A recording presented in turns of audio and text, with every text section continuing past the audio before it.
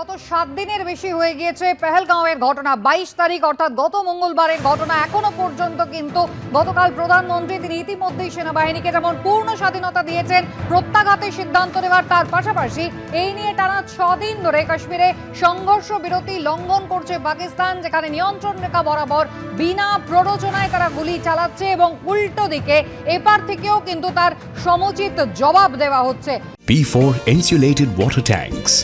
kitchen and bath fittings, বিশুদ্ধ জল,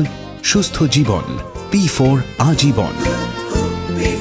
আমাদের প্রতিনিধি অনির্বাণ বিশ্বাস আমাদের সঙ্গে এই মুহূর্তে রয়েছেন সরাসরি নিউজরুম থেকে। অনির্বাণ, একদিকে যেমন সীমান্ত বরাবর উত্তেজনার পারদ চড়ছে, তার পাশাপাশি উচ্চ পর্যায়ের একাধিক বৈঠক হচ্ছে এবং হয়েছে, অন্যদিকে পাকিস্তান এই মুহূর্তে আন্তর্জাতিক দিক থেকেও দেখতে গেলে সম্পূর্ণ চাপে রয়েছে। দেখো কুসুমিতা, তোমাকে প্রথমেই জানিয়ে রাখি যে কিছুক্ষণের মধ্যেই কিন্তু প্রধানমন্ত্রীর বাসভবন নয়াদিল্লিতে, সেখানে কিন্তু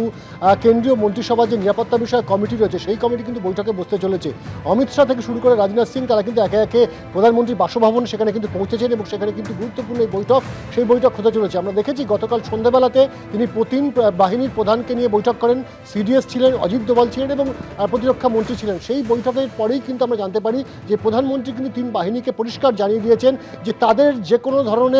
প্রত্যাঘাতের জন্য কোন সময় কখন কোথায় হবে সেই বিষয়ে সিদ্ধান্ত নেওয়ার ক্ষেত্রে কিন্তু একেবারে স্বাধীনতা দেওয়া হয়েছে। তারপর থেকেই আমরা দেখতে পাচ্ছি যে ক্রমাগত কিন্তু পাকিস্তানের উপরে স্নায়ুর চাপ বেড়ে চলেছে এবং আজ কিছুক্ষণের মধ্যেই কিন্তু প্রধানমন্ত্রীর বাসভবনে কেন্দ্রীয় মন্ত্রিসভার যে নিরাপত্তা বিষয়ক কমিটি রয়েছে সেই কমিটিরও বৈঠক হতে চলেছে এবং যেটা মনে করা হচ্ছে এই বৈঠকে হয়তো প্রধানমন্ত্রী তিনি তার এই কমিটির সামনে গতকালকের যে বৈঠক তার একটা রূপরেখা তিনি দেবেন যে কী কী সিদ্ধান্ত তারা নিয়েছেন এবং এই যদি পরিস্থিতি তৈরি হয় যেভাবে ভারত পাকিস্তানের মধ্যে স্নায়ুর যুদ্ধ চলছে, যেভাবে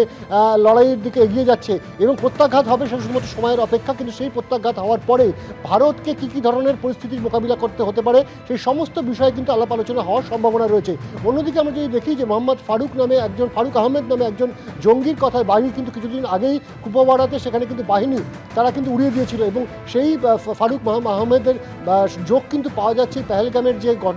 ঘটনা সেই ঘটনার পিছনে। যেটা জানা যাচ্ছে যে কাশ্মীরে যে পাকিস্তান অধিকৃত যে কাশ্মীর সেই কাশ্মীরে বসেই কিন্তু ওভারগ্রাউন্ডেড কর্মীদের মাধ্যমে কিন্তু তারা এই সন্ত্রাসবাদী কার্যকলাপ চালিয়ে যাচ্ছে বছরের পর বছর এবং তার এই যোগাযোগ পাওয়ার পর তার বেশ কিছু সহযোগী, সেই সহযোগীদেরকেও কিন্তু ইতিমধ্যে কিন্তু গ্রেপ্তার করেছে বা হেফাজতে নিয়েছে কিন্তু নিরাপত্তা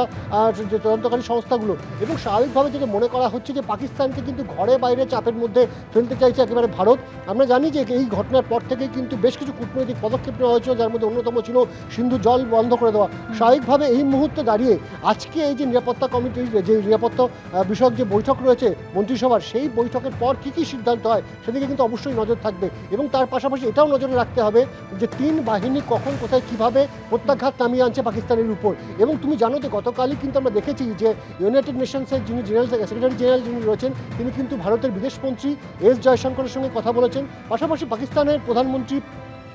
শাহবাজ শরীফ তার সঙ্গে কিন্তু কথা বলেছেন এবং ইউনাইটেড নেশনসের তরফে কিন্তু ইতিমধ্যে একটা প্রস্তাব দেওয়া হয়েছে যে তারা কিন্তু ভারত এবং পাকিস্তানের মধ্যে এই ক্রমবর্ধমান যে একেবারে উত্তেজনা সেই উত্তেজনা প্রশমিত করবার জন্য হয়তো মধ্যস্থতা করতে চায়। কিন্তু ভারতের তরফে কিন্তু এস জয়শঙ্কর যে লাস্ট টুইটটি করেছেন বা এক্স হ্যান্ডেলে পোস্ট করেছিলেন সেখান থেকে নিজের অবস্থান স্পষ্ট করে দিয়েছেন ভারত এই পেহেলগাম ঘটনার পিছনে যারা জড়িত রয়েছে এবং যারা মদত দিয়েছে এবং এর পিছনে যারা মদত দিয়ে আসছে দিনের পর দিন তাদের বিষয়ে কিন্তু একেবারে ব্যবস্থা নেবে, সেই বিষয়টি স্পষ্ট করে দিয়েছে ভারতের বিদেশমন্ত্রী। ধন্যবাদ।